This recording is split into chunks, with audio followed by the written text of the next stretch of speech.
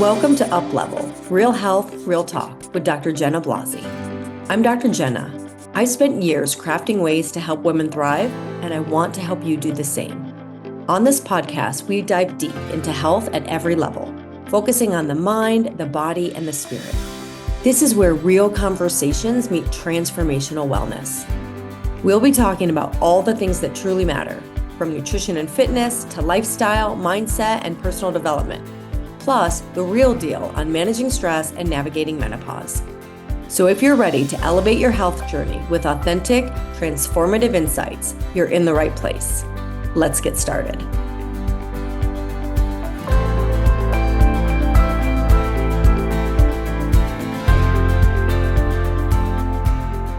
Hello. I'm Dr. Jenna. Welcome back to UPLEVEL, Real Health, Real Talk. Today we're going to talk about testosterone. When you hear the word testosterone, what comes to your mind? So for most people, it's men, it's muscles, it's aggression. But here's the truth. Women make testosterone too. And it's actually one of the most overlooked hormones, misunderstood hormones when it comes to health, performance, and actually how we feel in midlife. So I'm talking about this now for a few reasons. One, so many women in my practice are feeling fatigued, they're losing muscle, they're gaining fat, they have low motivation, and their labs are brushed off as normal. I'm also seeing crazy things on social media, like women going to pick up their testosterone and the pharmacist telling them it's going to turn them into a man. And this is, for women who are not actively aiming to transition. And I even saw a recent post where the phlebotomist refused to draw the labs. How is that even a thing? How can that happen? So in this episode today, we are going to bust some myths, all right? Starting with the myth that testosterone is only for men or for women who are transitioning. So women make it too. And when levels decline, it can impact everything from your energy to your mood, libido, brain clarity, and even bone strength. So we're going to explore today understanding why testosterone matters for women's health, what labs you should actually run, which ones matter, the signs of low testosterone that most doctors overlook or dismiss, the evidence for therapy, and what potential risks there are to be aware of, and really how to start the conversation with your provider. I would like us to reclaim testosterone as part of the women's health conversation, and we're going to cut through those myths because this is the conversation most women never get to have. Now it's becoming, thanks to, some bigger influencers on social media who actually know what they're talking about. It is becoming more of the conversation, just like menopause is. But then when I see these comments of these women that are completely dismissed and or denied labs, denied treatment, I realize this is actually a conversation that most women never even get to have. And it could change how you feel in midlife and beyond. All right.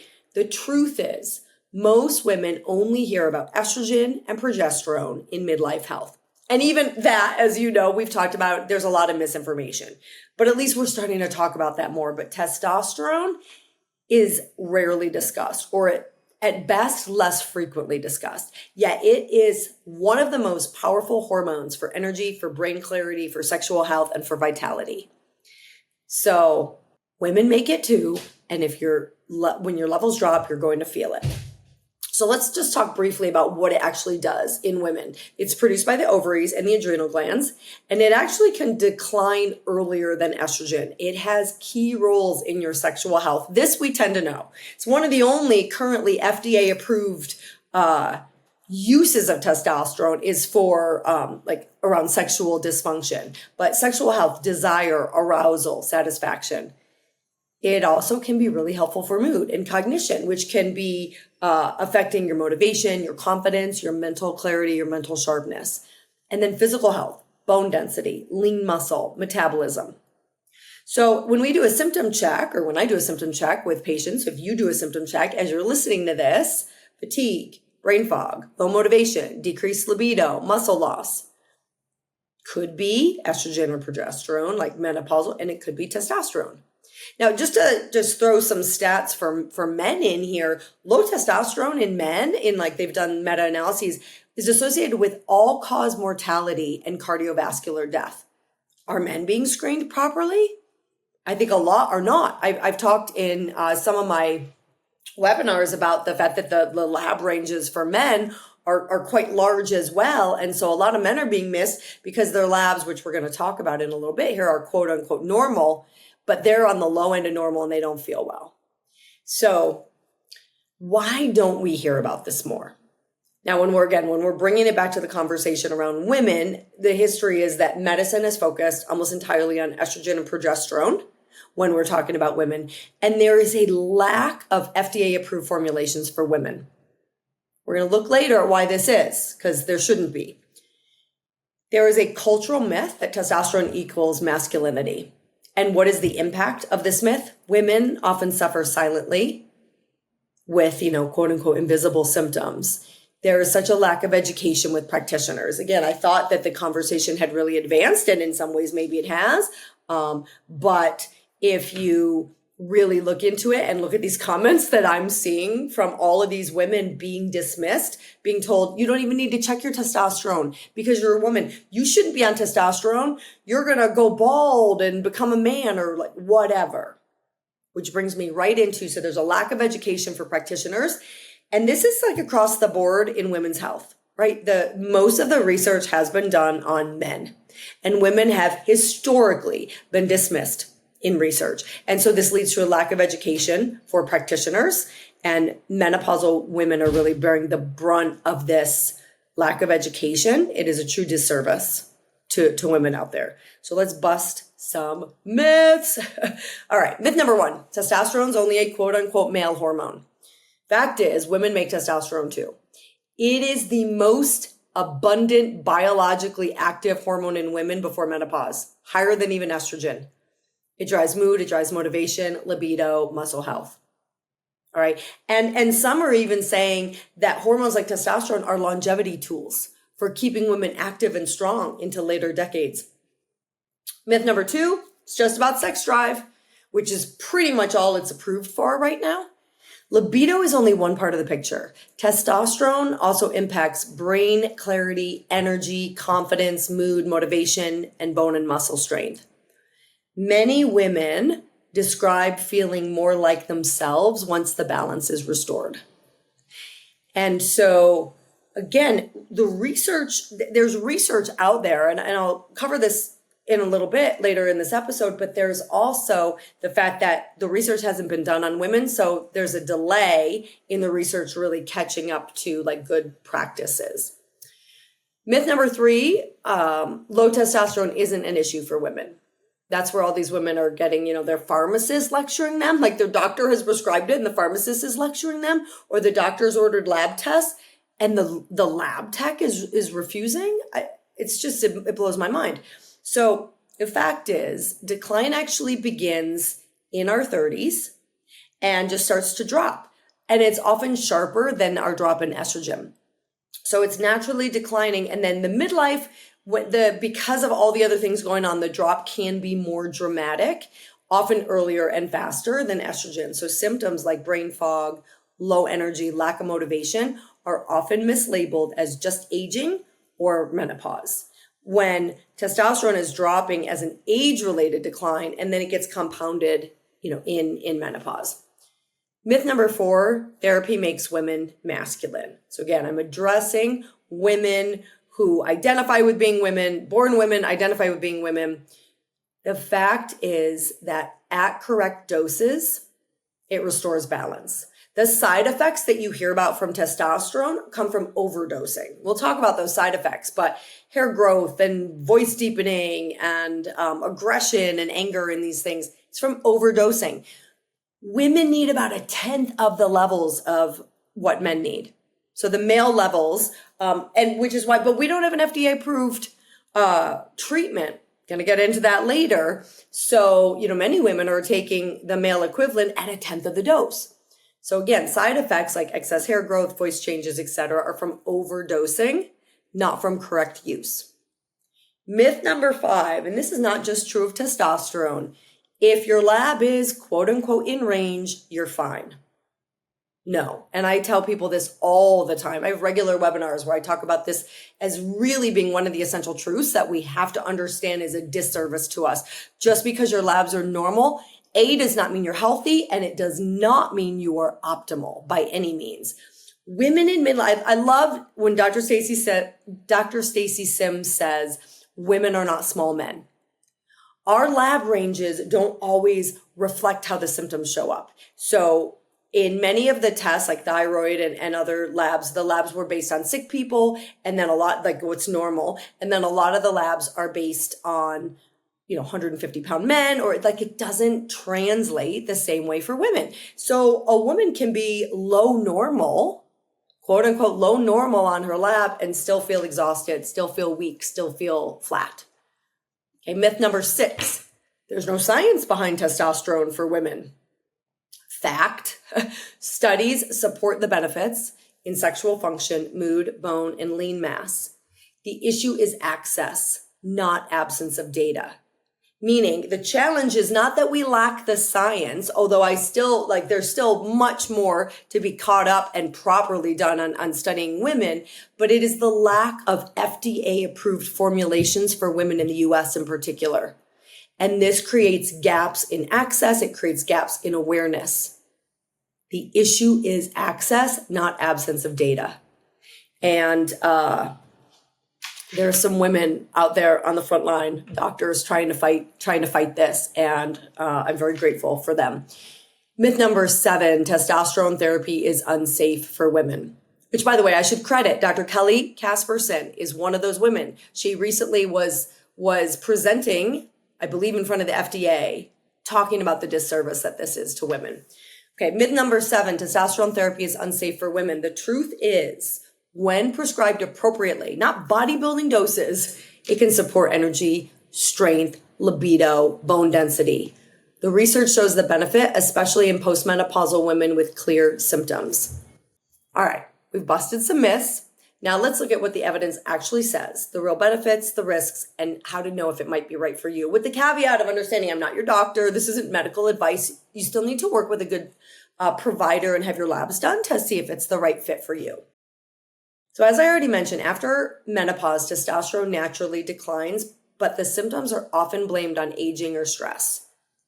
So the real world effects of low testosterone, and you can see, look, some of these symptoms overlap with thyroid issues. They overlap with declining estrogen, but fatigue, decreased motivation, mood shifts, loss of muscle mass, harder time maintaining lean body, more belly fat accumulation, decreased libido and sexual satisfaction, slower recovery, joint aches, that can be from low testosterone. So when we look at short-term improvements that we've seen in the research and that many women get, sexual function, mood, clarity, motivation, preservation of bone, preservation of lean mass. And again, as I said earlier, it can be, I've worked with women, they're like, oh, some women don't notice a difference. And some women, the estrogen and progesterone is enough. Testosterone doesn't feel impactful for them. And other women, like, oh my gosh, I feel like myself again. But performance, strength, and recovery for women is not just about estrogen and progesterone, but about testosterone as well. And when we look at the longevity aspects, keeping our bones strong, preventing frailty, staying vital decades longer, testosterone can play a big role with this. Now, just like with hormone therapy in general, meaning when I talked about menopausal hormone therapy, I touched on testosterone. I think in that episode, don't really remember, I was focused on progesterone and estrogen, although because testosterone is a big topic in and of itself. It is not a magic pill. It may help you feel like yourself. It may help with all these pieces, but it works best combined with lifestyle strategies. Just like people who are exercising but not eating well, we can't out-exercise a poor diet. Testosterone is not a magic pill. We still have to do the other things, and I'll touch on those later. But if you've been following me, you know what many of those other things are. I do want to talk briefly about labs. The labs that are run are going to vary practitioner to practitioner. Total testosterone has the most research behind it. It is the most reliable. Now, there are a lot of practitioners out there saying, you got to do your free testosterone, but I want you to know that that's not actually reliable for women. And so I run free testosterone, but the research really, like, I base most of what I'm looking at on the total testosterone. And the free testosterone, which is the actively available, which is why people think it's the more accurate, but the research doesn't really support that. You can also run sex hormone binding globulin, or SHBG, and compute based on what's bound and total, compute the free. And that may actually be more accurate than the free itself, because the sex hormone binding globulin regulates what's available. But at any rate, work with someone who knows what they're doing. But total testosterone is really the ideal for monitoring. But again, it's not just labs, it's your symptoms. But I do run free testosterone as well. Sex hormone binding globulin gives good information. DHEA, there's that DHEA is that adrenal contribution that can go into testosterone or estrogen. So that can be useful. But we really want to contextualize any labs with you as an individual, with what's best for you and with your symptoms. And then again, if you're doing like a full lab panel, estradiol, progesterone, depending on where you are in your cycle, in your menopause journey, LH and FSH, and then thyroid, because symptoms and hormones overlap. But the results should be interpreted in context, not in isolation. And this is because there's the ranges are really wide. So for example, a woman can be technically normal, but symptomatic. So think of, like, if you're told your gas tank has fuel, but you're like sputtering down the highway, maybe you need more than just enough. Sort of like the RDA values for nutrients. That's like the bottom line you need to not have rickets or not have a disease condition, but it's not the optimal level of those nutrients. So just because you're in range doesn't mean you're healthy, doesn't mean you're optimal. And so these ranges can be wide, and everybody's an individual. It can give some guidelines of like, oh, ideally your testosterone would fall into this range, but it's still going to be individual. Some women are highly sensitive and they just a little bit is going to go a long way. And then other women, they do well with more. And so when we're replacing testosterone, the goal is not a magic number. I've heard different things from different people I've studied with. Typically we want to dose to like the premenopausal ranges, but the dose where women feel better might be a little on the higher end of that. So the goal, like based on research, is to keep your total T within normal premenopausal ranges and not exceed them while tracking how you feel. Based on how you feel, when working with a skilled practitioner, you might be on the higher end of that or go slightly above that. And so this is why working with someone who understands women's hormones is crucial. And I want you to have this information because I can't treat people in every state. I'm not licensed in every state. And so for those of you that don't have access to working with me or my team, I want you to know what to look for in a practitioner and with your practitioner. So looking at risks and safety and monitoring.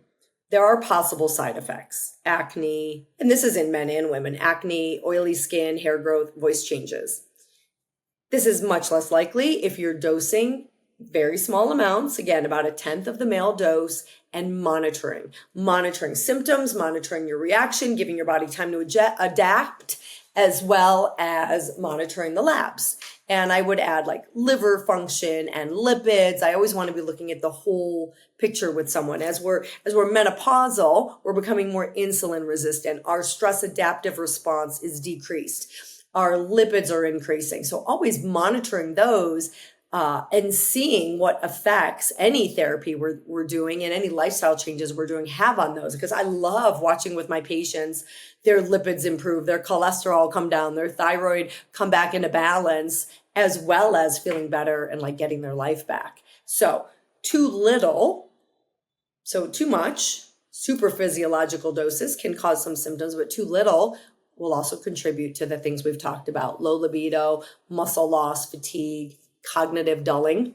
So looking at just practical takeaways, summing what we've talked about, don't settle for you're fine if you feel off. I always tell people you're your own best doctor. Doesn't mean you should doctor yourself, but you know your body. You know when you don't feel well. Don't settle for you're fine. This is just aging. This is just menopause. I'm going to call BS on all that. How you feel matters. Your quality of life matters. Your symptoms matter. Okay. So ask your provider for the right labs.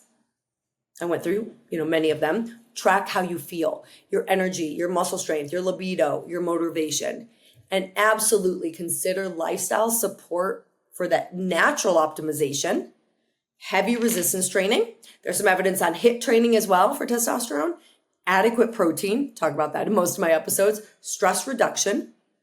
High cortisol can affect our testosterone levels. I mean, all the hormones are tied together, and good sleep. Good sleep. I mean, I think I've got 3 episodes at this point on sleep and the importance of sleep. So if symptoms persist, consider whether hormone therapy, including testosterone, may be appropriate.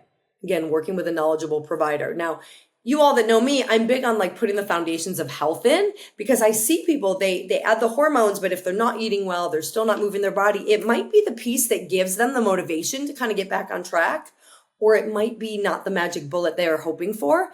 And so there's no right or wrong. I really like to help people put the foundations in and then kind of see what's left. Like when you're eating well and you're managing your stress and you're sleeping and you're moving your body, how does that affect your hormones? And then when we add them in, the body is really kind of in a better place. But there's different approaches, and sometimes adding it in can get you to the place where it's easier for you to eat healthy and move your body. But both are important. Again, it's not a magic bullet for a lifestyle that is you're inactive and you're not setting boundaries and you're not managing your stress and you're not sleeping.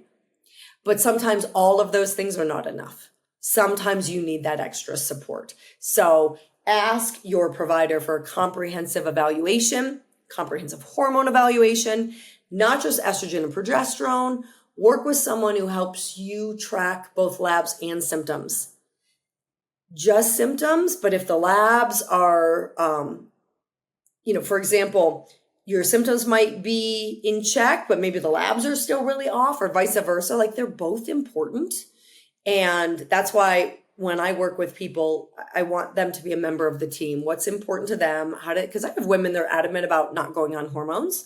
And so we have a conversation, shared decision making. I'm really big on shared decision making. And then support testosterone naturally with exercise, resistance training, protein intake, stress reduction. So let's reframe this whole conversation. This conversation out there from these other practitioners that testosterone is somehow about becoming masculine.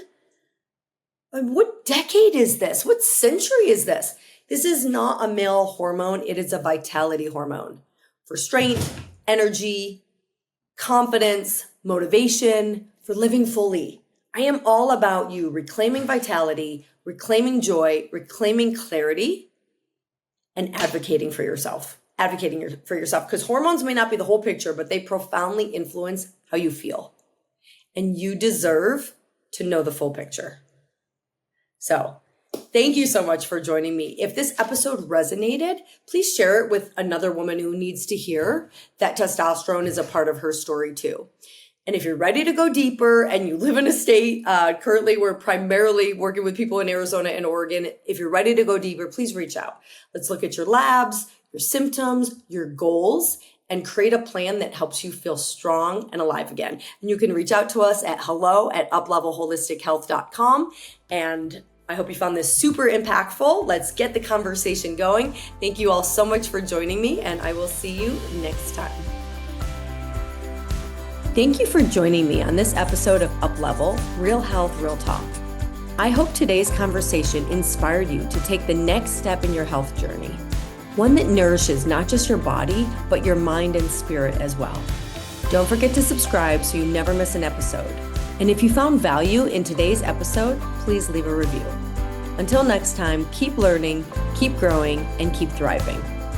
And remember, true wellness is a journey, and you are on the right path.